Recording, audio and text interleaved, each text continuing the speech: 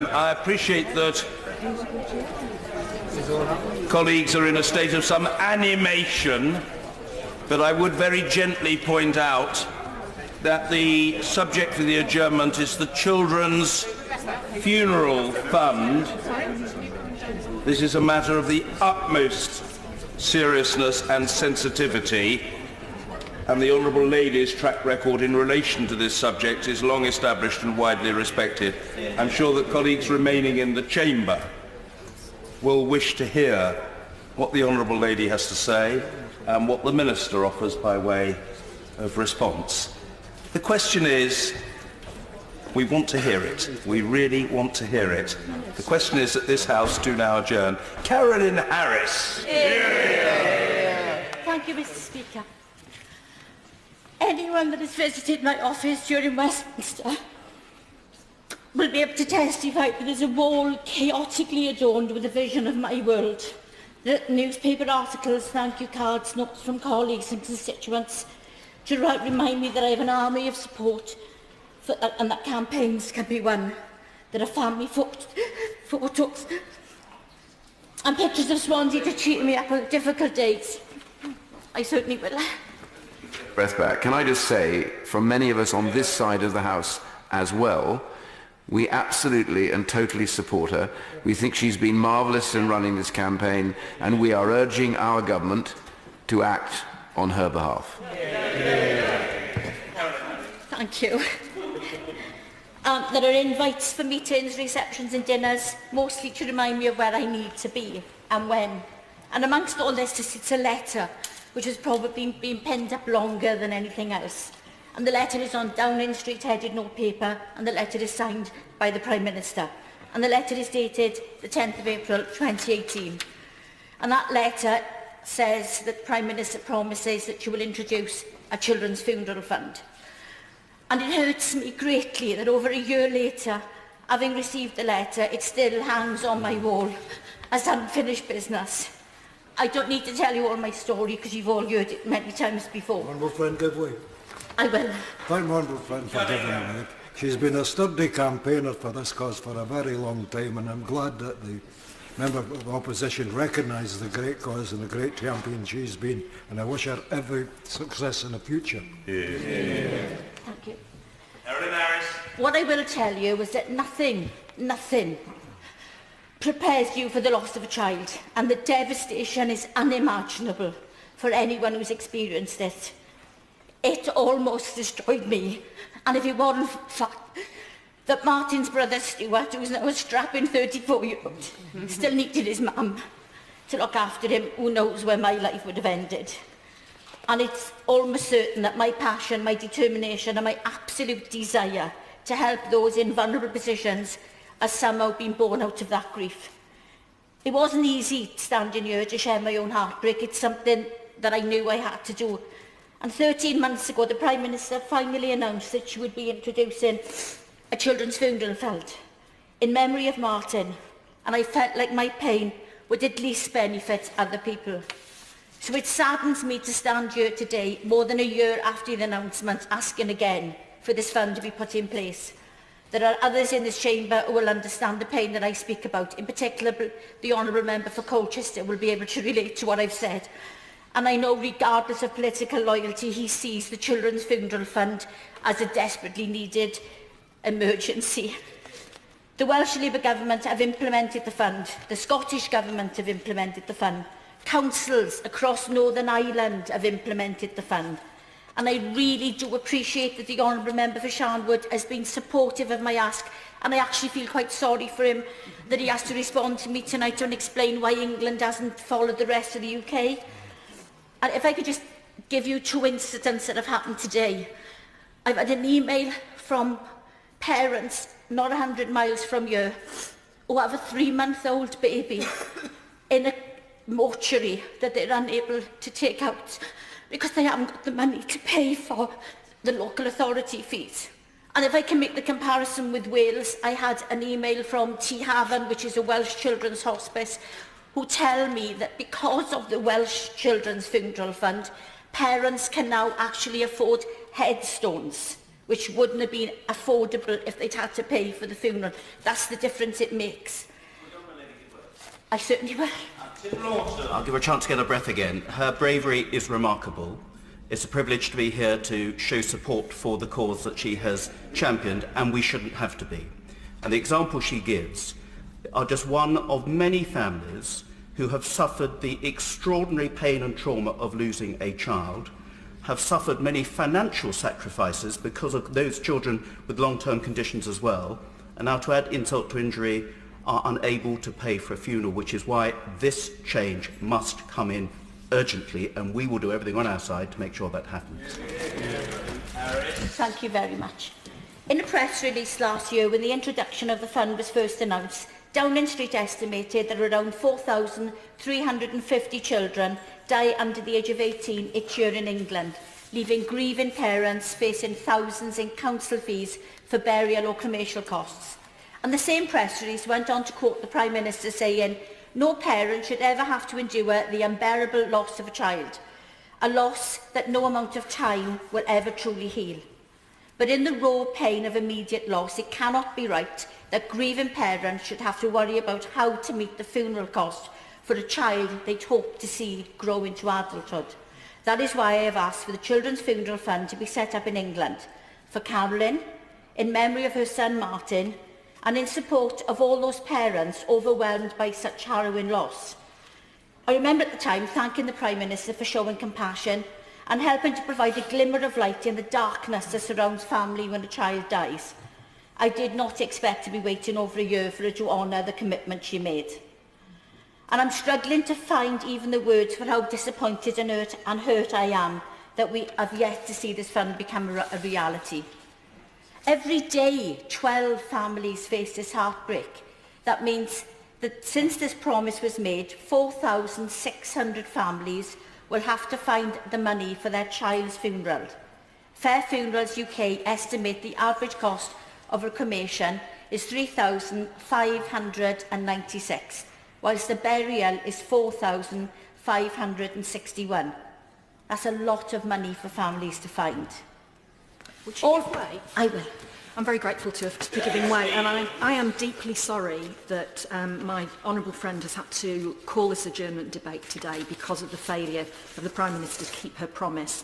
But she mentioned that the cost of burial. For some parents of particular religions, a burial is the only option for them, and they cannot move their child from a mortuary to an undertaker's without having the funds in place. So does she agree with me that there are particular impacts on particular communities across England because of the absence of the fund? I do totally appreciate that, but the pain, regardless of religion or culture, is just as painful. As parents, we all want to give our children the very best we can, and in death that really does become more important. When a dignified funeral is the very last gift you can give them. Money should not be a barrier, but sadly at around £4,000 for a funeral, it really is. Announcing a fund will be introduced and then holding back from providing the money was unacceptably cruel to a lot of parents, me included. And the upfront fees payable to the local authority and a coffin are the two necessities that no funeral can take place without. And even then, without funds, by keeping everything to a basic, the money to cover those two essentials would allow parents to bury their children without cost. All we're asking for is that every parent is given the compassion and respect they deserve to help them through their grief. The Prime Minister has given a vague promise of by this summer, and I hope she's true to her word. This summer, it will be 30 years since I lost Martin, and 30 years is a lifetime, and yet some days it feels like it was yesterday. And the pain doesn't get any better, it's still very raw. And I miss that little boy so much. And my heart breaks that I will never see the man he was meant to be. So the Prime Minister made a promise. She promised to deliver the fund for Martin. She needs to honour that promise for my little boy, for me and for every other parent who are facing this unbearable heartache of losing a child. Thank you. I call the Minister Ed Arger to reply to the debate. Thank you, Mr. Speaker, and I'm pleased to see you in the chair for this debate, both highlighting its importance, and I know from having known you before you were Speaker, your interest in this area, so I'm grateful, sir. I congratulate the Honourable Lady for Swansea East for securing this hugely important debate and for the opportunity it gives me to update the House and to reaffirm the commitment made by the Prime Minister, and it is rightly something that is of huge importance, not only to this House but across our country. Before I begin, I want to take the opportunity to pay tribute to her for her tireless campaigning on this important issue, which, as she said, sadly touches the lives of many families. And as she's so incredibly movingly reminded us today, she has herself, of course, suffered the tragic loss of a child, her son Martin, who I appreciate, as she's alluded to, will always be her little boy, and I feel deeply for her. It is to her outstanding credit that she has been willing and able to draw on that most painful of experiences to press for so positive and important a measure. And her constituents and this House should be incredibly proud to have someone like her representing them and as a member of our legislature. And I am very proud to say that, having got to know the Honourable Lady since I've been in this House, but particularly since last year when I took up ministerial office, I am proud to begin to be able to call her a friend as well. I know that many honourable members across this House have supported the Honourable Lady in her endeavour, and it's right that I mention my honourable friend, the member for Colchester, who is now also the Junior Minister in the Department of Work and Pensions with responsibility for this area, jointly with us. And I would say to her that when it comes to delivering this, and I hope she will accept this, she has two junior ministers. She would struggle to find two junior ministers more determined and willing to deliver for her, both because it is the right thing to do for our country and because it's the right thing to do for her and many parents across this country. As I would also actually at this point, if I may, sir, pay tribute to the work as well of a number of campaigners, organisations across the country and bereaved parents who, like her, have summoned up the courage, however hard that is, to speak up and join this campaign. As she alludes to, the commitment to develop a children's funeral fund for England was announced by the Prime Minister at Easter last year. As she said in that announcement, no parent should ever have to endure the unbearable loss of a child. And we must recognise that while nothing can ever truly heal the pain of such a loss, as the Honourable Lady has shown, as the Prime Minister said, in the darkest moment of any parent's life, there can still be a little light if there is the support and care that they need. And the government is committed to ensuring that support is there for those who lose a child. And I would also say, I've known this Prime Minister for a very long time, actually.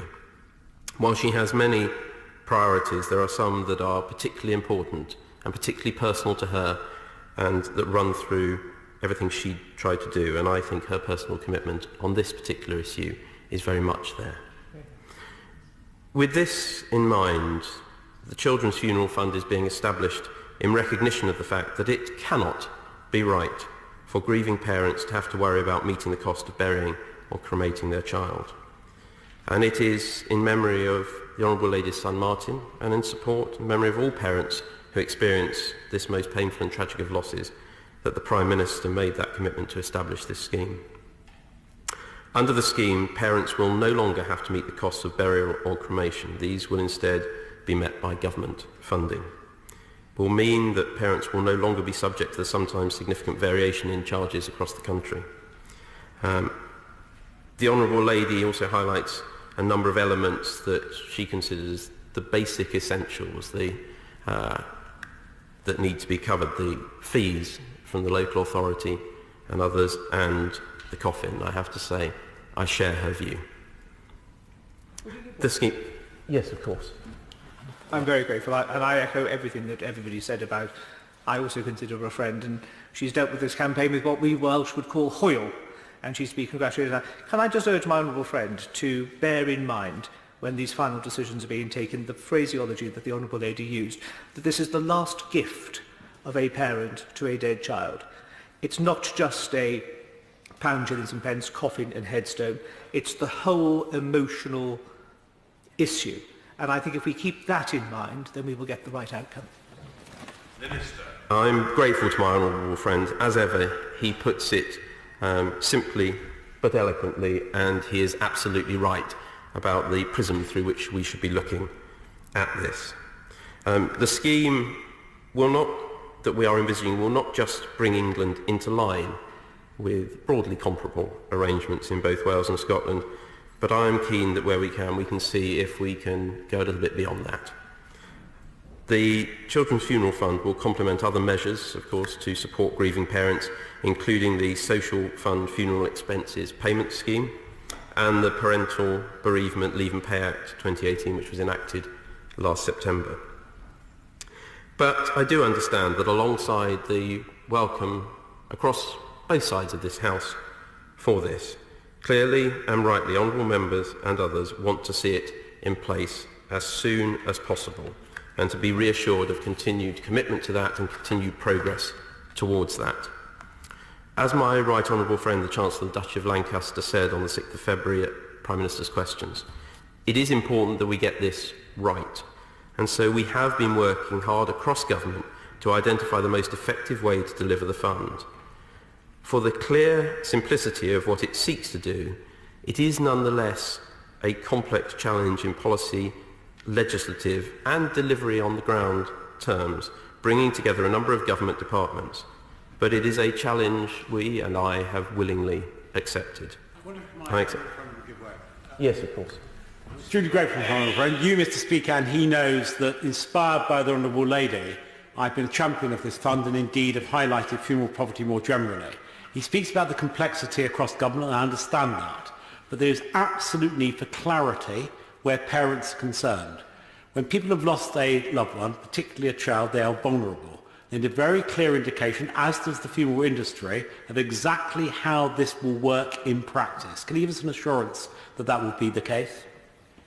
Thank you. I am grateful to my right honourable friend, and I should actually, in recognising the contributions made by members across both sides of the House, recognise his contribution to this campaign, this debate, and indeed that of my right honourable friend, the member for Chingford and Woodford Green, who I know has taken a very close interest in this. And of course, my right honourable friend for Southwold and Deepings has, I believe, just become chairman of the APPG on funerals, so will continue to be active on this. He's absolutely right. We do need to get the scheme right, and we need to make it effective, legal, but as simple as we can. And we are working to devise a comprehensive publicity programme to ensure, if I just finish this point, I will of course, to ensure that both the funeral sector and of course bereaved families themselves are fully informed, fully understand how the fund will work and how they can access it in advance of its launch. Yes, of course, I'll give way.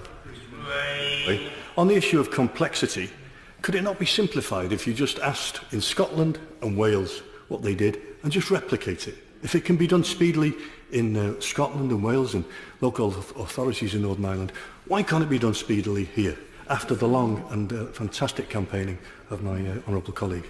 Well, I'm grateful to the honourable gentleman. He's right that we can draw on the lessons from the devolved administrations, and I'll touch on that subsequently, but there are different arrangements in, for example, Wales around the provision of coffins. I've made clear, I agree with the honourable lady that that is an essential part of it. We're looking to see if we can bring that within the scheme in a way different to that in Wales. So there are differences, and there is also a different legislative context given the devolution settlement. But I will touch on that in a minute. If I might make a little progress, and then of course I'll take the honourable lady. I do entirely accept that for those dealing with the terrible burden of bereavement, progress has been slow. And I want to reassure the House that, as the Prime Minister announced in the House on the 27th of February, work is on track in each of the areas I mentioned: clear policy, legislative vehicle to ensure that it is legal, and a strong and robust delivery mechanism to deliver this fund this summer. Yes, and I will give way to the Honourable Lady. For giving way, and I pay tribute to the work that my honourable friend has done in this area, which is really second to none. In November last year, I sat in the living room of one of my constituents as she lay on her sofa, stricken by grief, having lost her 16-year-old son to knife crime.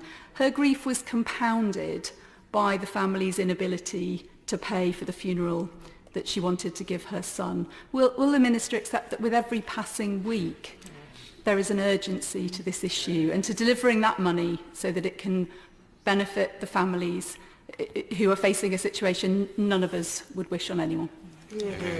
To give at this dispatch box a very clear and succinct answer, I agree entirely with the point the Honourable Lady makes, and I will come on in a moment to what I've been doing to take a very close and personal interest in making sure this is driven at pace. Yes, of course. My honourable friend, and I mean him no criticism, because I'm a huge supporter. I think he's done a great job, and his honourable friend, who I'm incredibly pleased to see at the dispatch box and on the bench. But I just simply want to press him slightly on this. Having sat 6 years in government and run a department, I know when you really want to, you can get these things done pretty, excuse my language, Mr. Speaker, damn quickly.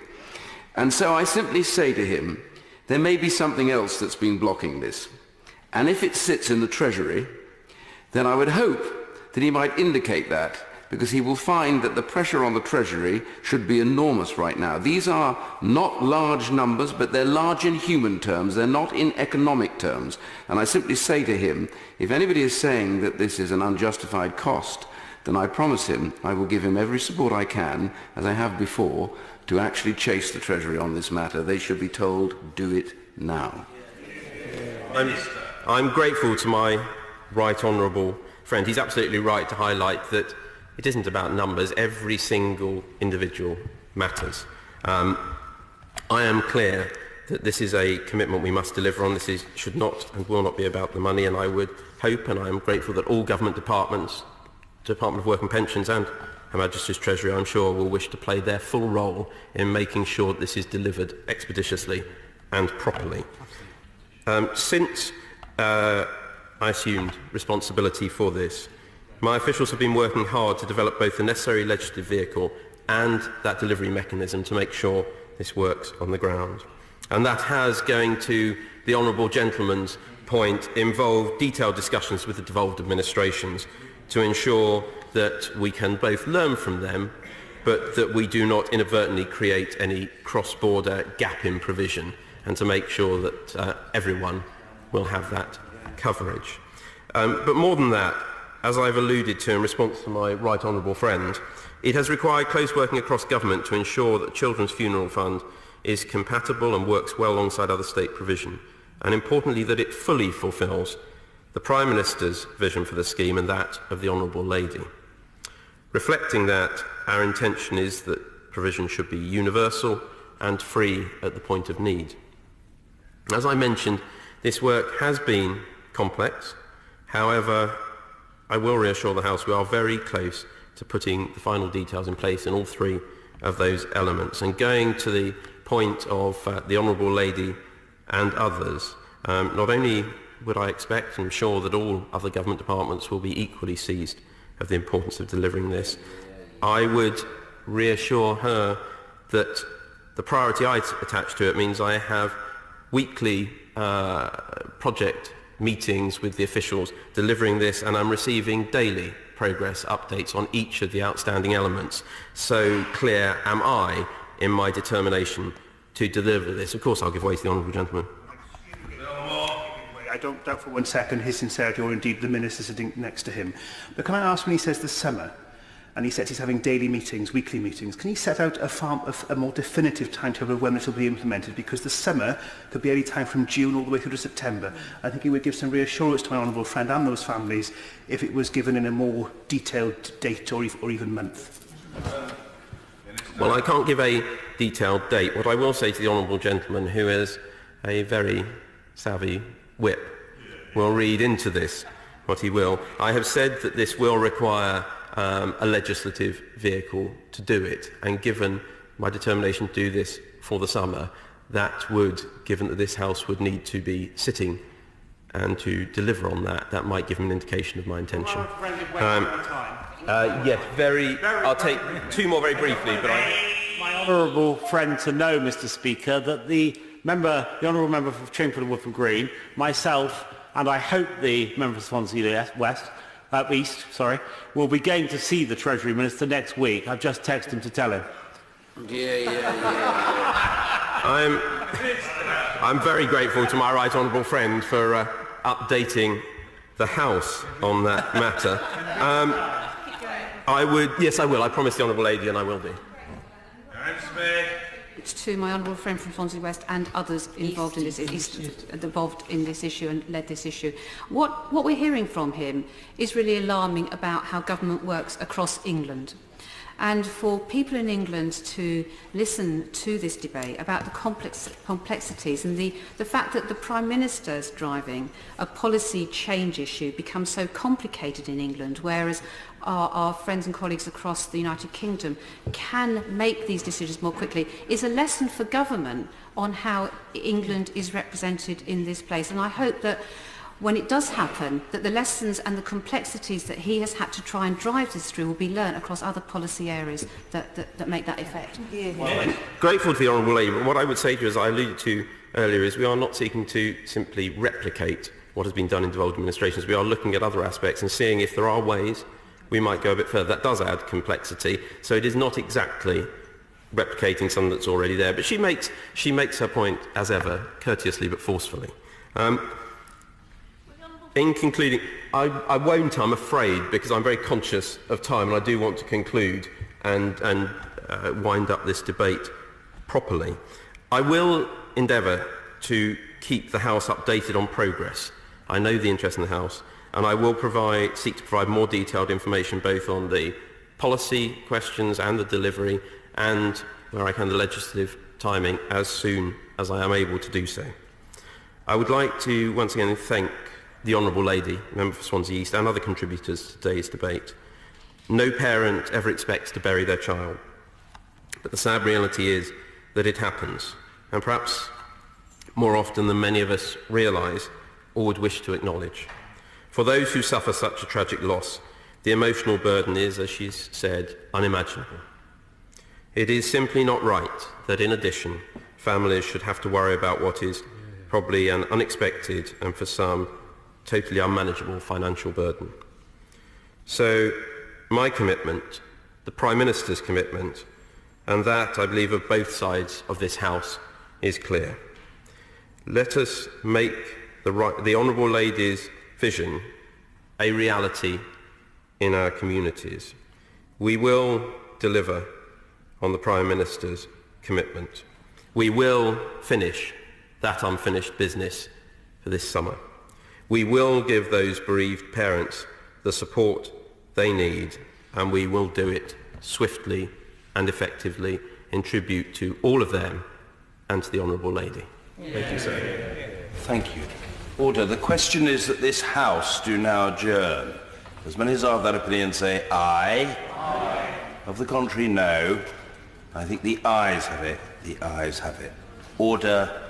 Order.